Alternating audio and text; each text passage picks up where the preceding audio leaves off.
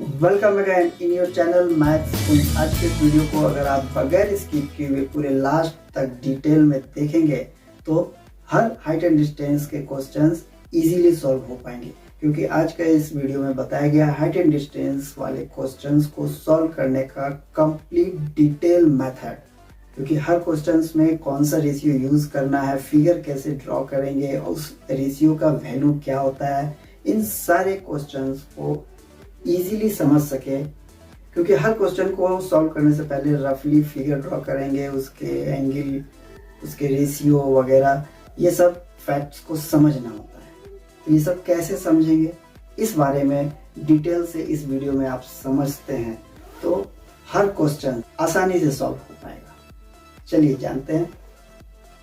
Height and distance के लिए सबसे पहले ये जानते हैं कि इसके कुछ वर्ड्स, जैसे ये एक नीचे जो एक प्लेन लाइन होते हैं, ये आप शुरू से जानते होंगे, इसको हॉरिजॉन्टल लाइन के नाम से जानते हैं। और इस पॉइंट से जो एंगल क्रिएट होता है अपवर्ड, एलिवेट होता है, मतलब ऊपर उठते हुए, क्योंकि एलिवेट हो रहा है तो इसको एलिवेशन एंगल के नाम से जानते हैं। और ये जो लाइन है जहाँ से हम यहाँ एक नज़र से देख रहे होते हैं, ये आँख से अगर हम ये देख रहे होते हैं, तो इस लाइन से जब हम ऊपर तरफ देख रहे हैं ऐसे ये, तो this is our line of sight. ठीक उसी तरह अगर हम इस पॉइंट पे हों और यहाँ से अगर हम देख रहे हो, तो हम ये नीचे डाउनवर्ड में देख रहे हैं, डिप्रेशन नीचे की तरफ अगर जब देख रहे हैं, तो इसके लिए क्या होगा, जिस तरह ये हॉरिजॉन्टल लाइन से ऊपर एलिवेट होता है, तो इस साइड पर से एक जो हॉरिजॉन्टल लाइन यहाँ पे जो ड्रॉ होगा, इसके रिस्पेक्ट से जो एंगल यहाँ पे क्रिएट हो रहा है, दिस इज, ये नीचे डाउन तरफ जा रहा है, इसीलिए एंगल ऑफ इसको डिप्रेशन के नाम से जानते हैं। तो चूंकि ये ऊपर से नीचे तरफ देख रहे हैं, तो ये नीचे डाउन तरफ डिप्रेशन तरफ है, तो ये नीचे के लिए एंगल ऑफ डिप्रेशन हो गया। और यहाँ से जो हम ऊपर उठ रहे हैं, इसलिए इसको बोलते हैं एंगल ऑफ एलिवेशन। अगर ये अपवर्ड में देख रहे हैं तो यहाँ पे ये एंगल क्रिएट होगा, स्वाभाविक है कि हमारा यहाँ से ये एंगल क्रिएट होगा, एलिवेट होगा। और अगर हम ऊपर किसी टावर पर बैठ के देख रहे हैं नीचे किसी पॉइंट को, तो स्वाभाविक है कि ये एंगल हमारा ऐसे क्रिएट हो रहा है, डिप्रेशन। और यहाँ पे एक इम्पॉर्टेंट क्वेश्चन को सॉल्व करने के मेथड में, ये जो एंगल ऑफ डिप्रेशन है आखिर इसका क्या होगा, ये जस्ट उसी तरह है जैसे आपने जाना होगा कि अगर ये दो लाइन पैरेलल हो, ये ऊपर और नीचे, अगर ये दो लाइन पैरेलल होते हैं और इस पे कोई ट्रांसवर्सल इंटरसेक्ट करते हैं, तो क्या मालूम है, ये एंगल ऊपर वाला और ये नीचे वाला, ये दोनों आपस में बराबर होते हैं। तो यानी कि एंगल ऑफ डिप्रेशन अगर यहाँ पे ये कोई 30 डिग्री हो, तो ये एलिवेशन भी 30 डिग्री ही होंगे। 60 होगा तो 60 होंगे, 45 होगा तो 45 होंगे। तो ये अगला स्टेप ध्यान रखने की बात है कि अगर हमारा ये ऊपर से देख रहे हैं और नीचे की तरफ देखने की बात क्वेश्चन में कर रखा है, यानी डिप्रेशन, और इस एंगल को दे रखा है, दैट इज थीटा, तो ये एंगल और ये एंगल आपस में बराबर होते हैं, जिसे आपने line of angle class 9th में पढ़ रखा होगा पैरेलल वाले केस में। अब जब क्वेश्चन में इतने बातों को समझ गए कि ये एलिवेशन, डिप्रेशन, तो सेकेंड पॉइंट जो समझना है वो ये है कि जब भी ये कोई एक टावर दे रखा होता है, ये बिल्डिंग, टावर, पोल, कुछ भी हो सकता है, जिसमें ये इसके ऊपर टॉप होते हैं, नीचे बॉटम होते हैं, और जनरली बॉटम को फुट के नाम से भी जानते हैं। तो ये जो फुट है, अगर इस फुट से कोई एक पर्टिकुलर एक डिस्टेंस पे कोई सामान हो या कोई आदमी हो, तो ये एक डिस्टेंस कवर करता है, तो ये एक डिस्टेंस कवर करता है। और इस डिस्टेंस से नीचे से ऊपर की तरफ देख रहे हैं तो एलिवेशन वाली बात आएगी, तो ये हमारा एंगल, जब ये ऊपर की तरफ देख रहे हैं तो ये एंगल क्रिएट होगा, कोई भी थीटा मान ले। हर क्वेश्चन में इस तरह से आएंगे। अगर कोई व्यक्ति ऊपर टॉप बिल्डिंग पर बैठा है और यहाँ से वो जब नीचे देख रहा होता है, ये वाला एंगल डिप्रेशन, ये थीटा, तो जितना ये थीटा होगा वही ये भी होगा। अब थर्ड जो सोचने की बात है कि इतना तो क्वेश्चन में पता चल गया कि थीटा ये है, डिस्टेंस भी कुछ पर्टिकुलर, कुछ डिस्टेंस पता चल रहा है, और हमें फाइंड करने को बोलता है कि ये इसकी ऊंचाई क्या है, ये हमको फाइंड करना है। तो सारे क्वेश्चनों में सिर्फ यही दो चीज़ देखना होगा कि हमें जो फाइंड करना है वो क्या है, ये परपेंडिकुलर है या बेस है। और इन दोनों में से कोई एक साइड दे रखा होगा, या तो परपेंडिकुलर दे रखा होगा या बेस दे रखा होगा, कुछ एक चीज़ तो दे ही रखा होगा। तो हमेशा यही दोनों के रेशियो का नाम क्या जानते हैं, this is perpendicular, this is base. तो एक फाइंड करना होगा, एक निकालना होगा। तो जो फाइंड करना है और निकालना है, इनके कंपेयर करेंगे रेशियो में, तो P/B आएगा, जो कि हमारा tan थीटा होता है। थीटा क्या होगा, जो यहाँ पे एंगल दे रखे होंगे 30, 45 और 60, इसके अलावा नहीं। यही 3 एंगल में से ज़्यादा यूज़ होते हैं। ऑलवेज 30 डिग्री, 45 डिग्री और 60 डिग्री। बुक में इन 3 एंगल के अलावा क्वेश्चन में ज़्यादा यूज़ नहीं है। तो 99% क्वेश्चन इसी पे डिपेंड है। और हर क्वेश्चन में एक परपेंडिकुलर बेस के ही रेशियो का ही फाइंड करना है और निकालना है। कभी इस बेस को फाइंड करने वाली क्वेश्चन मिलेंगे तो ये हाइट दे रखा होगा, यानी कि फिर परपेंडिकुलर बाय बेस, फिर P/B tan थीटा। यानी कि ओवरऑल इस सारे क्वेश्चन जो कि एक्सरसाइज 9.1 में है, इसमें आपको tan थीटा और थीटा का एंगल 30, 45 और 60 डिग्री यूज़ करने को मिलेंगे। इससे हमें फाइनल रिजल्ट मिलते हैं। तो क्वेश्चन सॉल्व करने के लिए हमें क्या क्या याद रखने होंगे, उसको एक बार फिर से रिवाइंड कर लेते हैं। सारे क्वेश्चनों में एक थीटा दे रखा होगा, यानी एंगल ऑफ एलिवेशन। अगर नीचे खड़ा है ऊपर है तो नीचे, तो ये दोनों बराबर होते हैं, तो थीटा दे रखा होगा। पहला ये काम होगा। उसके बाद चूंकि ये हमारा हाइट एंड डिस्टेंस हमेशा एक राइट एंगल ट्रायंगल पे ही काम करता है, और एक एंगल जब थीटा दिया है तो थीटा के सामने वाला, आपने मेरा पिछला वीडियो में जाना होगा कि थीटा के सामने क्या होता है, दिस इज परपेंडिकुलर, और इसको बेस बोलते हैं। हर क्वेश्चन में ये परपेंडिकुलर और बेस रेशियो का ही यूज़ है।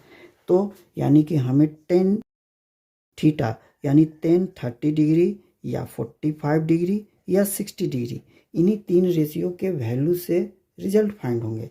tan 30 डिग्री को याद रखना है, 45 और 60। तो जैसा कि जानते हैं 30 डिग्री होता है, इसका वैल्यू होता है 1/√3, हमेशा इसे याद रखेंगे। 45 डिग्री tan का सिर्फ 1 होता है, इसे याद रखेंगे। और 60 डिग्री जो कि √3 होता है। तो इस तरह से ये 3 वैल्यू फाइनल हैं जो हर क्वेश्चन में काम में आएंगे। एक दो क्वेश्चन है जिसमें सिर्फ साइन या कॉस का यूज होगा। तो साइन का यूज कब होगा, तो साइन किस रेशियो का नाम है, ये नाम है परपेंडिकुलर बाय हाइपोटेनियस। यानी कि हमारे क्वेश्चन में जो अभी परपेंडिकुलर बेस दे रखा होगा और एक को फाइंड करना है, वैसा इस केस में उल्टा होगा। बेस को फाइंड नहीं करना है, फाइंड करना है इसको, दिस इज हाइपोटेनियस। यानी परपेंडिकुलर दिया है, कुछ भी हाइट दिए रखा होगा, और फाइंड करना है हमें हाइपोटेनियस, दिस इज। तो P/H क्या होता है, तो साइन का रेशियो का नाम है। और ये जो एंगल होगा वो एंगल 30, 45 और 60, बुक में आपको यही 3 एंगल का मोस्टली क्वेश्चन है। तो सिर्फ साइन का रेशियो को याद रखना एक दो क्वेश्चन के लिए इम्पोर्टेंट होगा, बाकी 99 ऑल क्वेश्चन tan पे ही डिपेंड है। तो साइन का रेशियो जो साइन 30 डिग्री होता है 1/2, साइन 45 डिग्री होता है 1/√2, और sine 60 degree this is sine, और साइन 60 डिग्री जो कि √3/2 होता है। और इसको जब उल्टा कर देंगे तो कॉस हो जाएगा, ये उल्टा, ये हमारा कॉस 30 डिग्री का हो जाएगा, ये कॉस 45 एज इट इज़, और ये कॉस 60 डिग्री। साइन के डिग्री को उल्टा कर देने से हो जाता है। तो हाइट एंड डिस्टेंस को सॉल्व करने में बस ये सारे टॉपिक को माइंड में रखना इम्पोर्टेंट है। तो इस तरह से हम जाने कि हाइट एंड डिस्टेंस को सॉल्व करने के लिए क्या क्या इंपॉर्टेंट है। एंगल ऑफ एलिवेशन को समझना, एंगल ऑफ डिप्रेशन को समझना, और ये दोनों आपस में बराबर होते हैं इस बात को समझना। और सारे क्वेश्चन एक साइड दे रखा होगा, एक साइड को फाइंड करना रहता है। कोई सा भी साइड दे रखा होगा। परपेंडिकुलर फाइंड करना है या बेस दे रखा है या बेस फाइंड करना है परपेंडिकुलर, दोनों केस में 10 ही आएंगे। कॉट लेंगे तो भी बना सकते हैं लेकिन 10 से बनाना इजी होगा। तो 10, 30 डिग्री, 45 और 60 डिग्री के वैल्यू क्या होते हैं ये अच्छी तरह से आपको याद रखने होंगे। बहुत आसान है। 30 का 1/√3 होता है और 60 का 1/रूट नहीं होता है, सिर्फ √3 होता है। 45 1 होता है, आसानी से याद रखते हैं। 30 चूँकि छोटा है तो 1 से डिवाइडेड होगा, 1 से छोटा होगा। 60 डिग्री थोड़ा बड़ा है तो ये डिवाइडेड नहीं करेंगे, तो 30 से थोड़ा बड़ा हो गया 60। इस तरह भी याद रहेगा कि किस वाले रेशियो में 1/√3 लगेगा, 30 वाले में 1/√3 या 60 में। तो 30 से बड़ा 60 है तो 60 वाले को डिवाइड नहीं करेंगे, विदाउट डिवाइड, यानी कि सिर्फ √3। और कुछ क्वेश्चनों में सिर्फ साइन 30 डिग्री, 45 या 60 डिग्री का यूज होगा, जिसको जब किसी क्वेश्चन में परपेंडिकुलर और हाइपोटेनियस यानी ये वाला साइड फाइंड करना होगा। ये साइड क्या होगा, दीवार में लगा हुआ सीढ़ी हो सकता है, कोई पेड़ टूट के गिर गया तो उसका ये लंबाई हो सकता है। इस केस में ये हमारा हाइपोटेनियस फाइंड करने को बोल रहा है। और परपेंडिकुलर जरूर दे रखा होगा, अदरवाइज बेस दे रखा होगा। बेस बोले तो B/H, और इस केस में हमारा कॉस लगेगा। This is our cos. चलिए देखते हैं और कुछ क्वेश्चंस को सॉल्व करके। NCERT क्लास 10th के एक्सरसाइज 9.1 के क्वेश्चन नंबर 1 जो बहुत सिंपल है। इस क्वेश्चन में दे रखा है circus artist is climbing a 20 metre long rope. स्वाभाविक है कि कोई भी आदमी जब रोप पे चढ़ेगा तो वो थोड़ा सा ऐसा टेढ़ा होगा ही। तो ये हमें दे रखा है 20 मीटर। ऐसा नहीं कि कोई आदमी सीधा खड़ा रोप पे चढ़ जाता है। तो एक रोप को यहाँ पे टाइट बांधेंगे, एक रोप को यहाँ टाइट बांधेंगे, तभी कोई आदमी इस पर चल सकता है। तो ये एक circus artist is climbing 20 metre long rope which is tightly stretched and tied from the top of the vertical pole। यानी कि एक पोल है हॉरिजॉन्टल, तो ये अभी बताए थे, दिस इज वर्टिकल पोल। एक पोल पर ये टाइट बांधा हुआ है, तो ये पोल हो गया। This is pole to the ground, ये ग्राउंड लेवल है और ये भी इसका ये ग्राउंड है, ये सारे ग्राउंड लेवल है। Find the height of the pole. अब ये पोल का हाइट निकालना है, ये बोला है। If the angle made by the rope, इस रोप के द्वारा जो एंगल है ये बन रहा है with the ground level. This is our ground level, ये हॉरिजॉन्टल है। इस ग्राउंड लेवल से इस रोप का एंगल बन रहा है जो बताया 30 डिग्री, साफ तौर पे यहाँ दिख रहा है। तो हम जब भी हाइट एंड डिस्टेंस सॉल्व करते हैं तो हमेशा हर फिगर को एक राइट एंगल ट्रायंगल में कन्वर्ट करते हैं, तभी भी ये सॉल्व करेंगे। और राइट एंगल में कन्वर्ट करने से क्या होगा कि ये जो थीटा है इसके सामने वाला ये परपेंडिकुलर कहलाता है, और ये थीटा राइट एंगल और रेफरेंस एंगल के बीच के ये एडजेसेंट को बेस बोलते हैं, और ये हाइपोटेनियस के नाम से जानते हैं। दिस इज, तो हाइट एंड डिस्टेंस हमेशा राइट एंगल ट्रायंगल पे काम करने पे ऐसे फिगर को बनाना मस्ट है, तभी सॉल्व होता है। अब क्या बताए थे हमने कि एक फाइंड करने को बोला होगा, तो यहाँ बेस का फाइंड करने का बात नहीं है। फाइंड करने के लिए है परपेंडिकुलर, जो कि यहाँ पे पोल है, और एक साइड दे रखा होगा जो कि यहाँ पे हाइपोटेनियस दे रखा है। राइट एंगल ट्रायंगल में यही दोनों साइड जो दिए हुए हैं और फाइंड करने हैं, इससे रेशियो का नाम का पता करेंगे। तो यहाँ पे परपेंडिकुलर और हाइपोटेनियस। क्यों हाइपोटेनियस, बेस क्यों नहीं लिए? क्योंकि बेस का कोई चर्चा नहीं है, सिर्फ हाइपोटेनियस दे रखा है। दिस इज फाइंड, और परपेंडिकुलर को निकालना है। तो इस दोनों रेशियो का नाम होता है साइन, और एंगल हमें 30 डिग्री है। तो हमारा ये क्वेश्चन सॉल्व होगा साइन 30 डिग्री वैल्यू को लेने से। तो यहाँ पे हम लिख सकते हैं इस फिगर के बारे में ABCD करके कि हमारा A से B एक पोल है और A से C हमारा ये टाइट रोप है, और हमको फाइंड करना है A से B पोल के बारे में, जो कि हमारा ये जो पोल है AB, इसको फाइंड करना है। तो इसमें एक स्टेप में ये लिख सकते हैं कि हम जानते हैं कि ट्रायंगल ABC में कि जब हमारा ये रेशियो साइन 30 डिग्री होगा तो साइन 30 डिग्री लेना है। इसका डिसीजन शुरू में यहाँ रफ समझ लेने का है।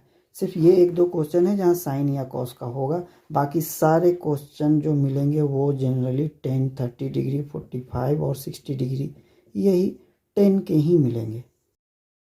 तो साइन 30 डिग्री क्या होता है? ये होता है परपेंडिकुलर बाय हाइपोटेन्यूज। परपेंडिकुलर क्या है? यहाँ पे ए बी लिखना होगा, दिस इज ए बी, और ए बी क्या है? पोल, और ये हमें फाइंड करना है इस तरह से। और हाइपोटेन्यूज क्या है? ए सी, ए सी दे रखा है। और साइन 30 डिग्री का वैल्यू क्या होता है? 1/2। इसको यहाँ पे और, ये और का सिंबल है, यहाँ पे 1/2 लिखते हैं।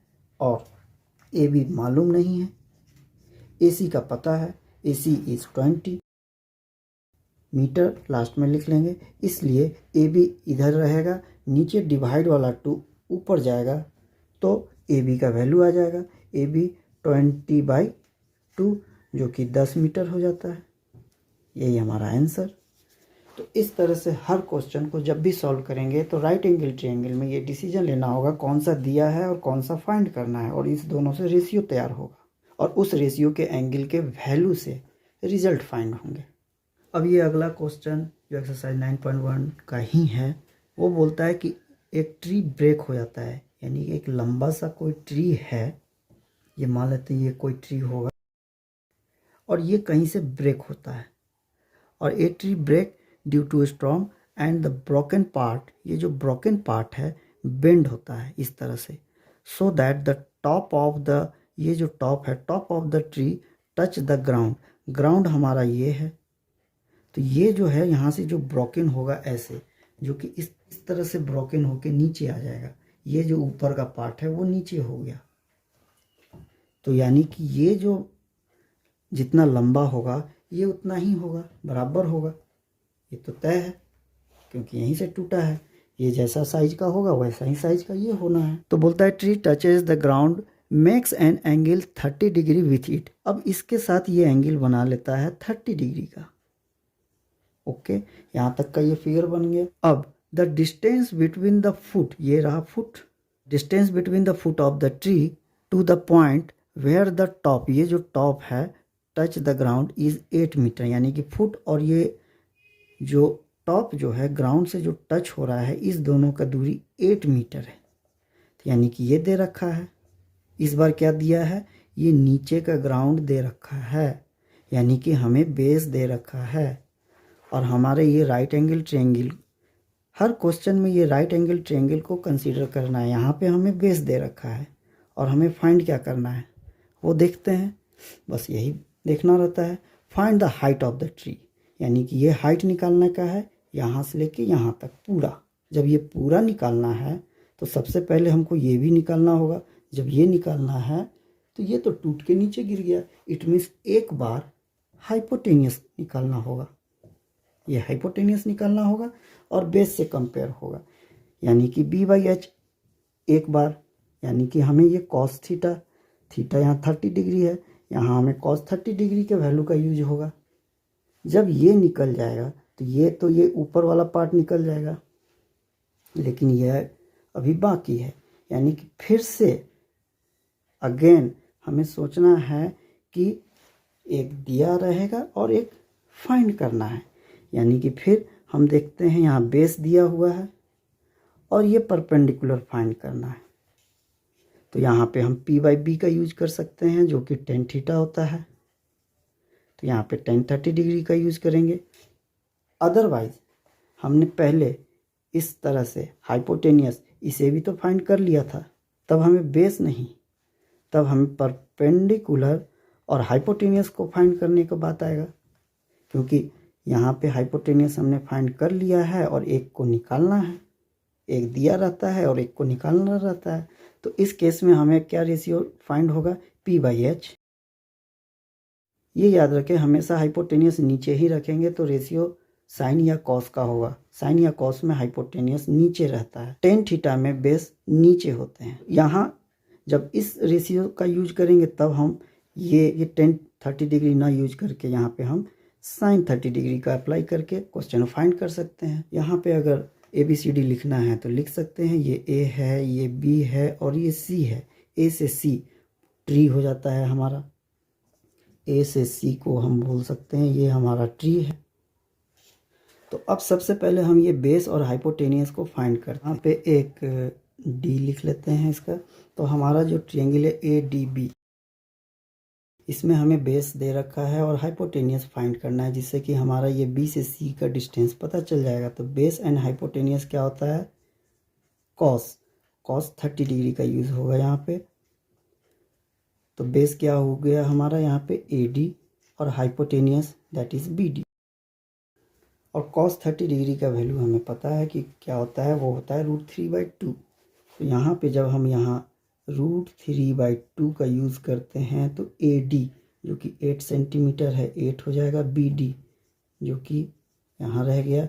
इसका नेक्स्ट स्टेप BD ऊपर चला जाएगा, तो हमारा ये BD का वैल्यू आ गया। और ये 2 इसके साथ मल्टीपल हो जाएगा 8 के साथ, जो कि 16 हो जाएगा। और ऊपर का √3 नीचे आ जाएगा, जो कि इसको ऐसे लिखते हैं 16/√3। ये हमारा BD बोले तो BC। और ट्री जो हमारा होता है इसमें BC होगा और AB को जोड़ने से होगा। तो इस तरह से हम यहाँ पे BD इट मीन्स BC हम फाइंड कर लिए कि BC बराबर 16/√3 हुआ। एक वैल्यू आ गया। सेकेंड वैल्यू इस AB के लिए, तो AB के लिए क्या कर सकते हैं, ये हमारा परपेंडिकुलर है और एक बेस दे रखा है। तो सबसे बेस्ट है कि हम tan थीटा का यूज़ कर लें, क्योंकि ये हमें फाइंड करना है और दे रखा है, एक फाइंड है और एक दे रखा है। तो P/B होता है tan थीटा यानी tan 30 डिग्री। हम अब यहाँ पे tan का यूज़ कर लेते हैं। नाउ अब इस ट्रायंगल से अगेन ADB फिर वही आएगा, D बीच में रखते हैं क्योंकि ये हमारा ये वर्टेक्स को बताता है, इसीलिए ADB में अब की बार हम tan 30 डिग्री का यूज़ करते हैं, ताकि हमारा ये परपेंडिकुलर जो कि AB है और बेस जो कि AD है।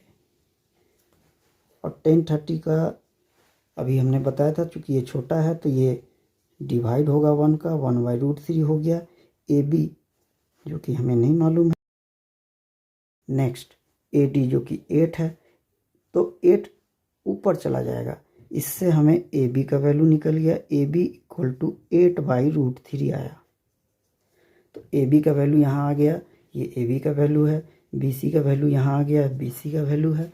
और जब इस दोनों वैल्यू को जोड़ेंगे तो हमारा ये AC ट्री का वैल्यू निकल जाता है। AC हमें फाइंड करना है जो कि ट्री है।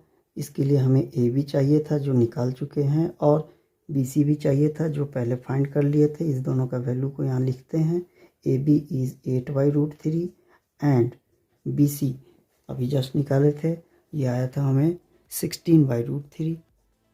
और इसका LCM दोनों का √3 है, तो √3 एक साथ हो गया और 8 + 16 आया, तो ये हो गया हमें 24/√3। और रेशनलाइज द डिनोमिनेटर प्रोसेस, तो नीचे का रूट हटाने के लिए ऊपर नीचे सेम नंबर से जब मल्टीपल करेंगे तो √3 हो जाएंगे हमारे 3 और 24√3 ऊपर 3 से इसको काटेंगे 8 बार में कट गया, यानी कि हमारा AC जो कि ट्री होता है वो 8√3 मीटर। ये आंसर फाइंड हुआ। इस तरह से ये क्वेश्चन सॉल्व होते हैं। आई होप आज की इस वीडियो से आप अच्छी तरह से समझ गए होंगे कि हाइट एंड डिस्टेंस वाले क्वेश्चन को सॉल्व करने के लिए कौन कौन से बेसिक फैक्ट्स का यूज़ होता है।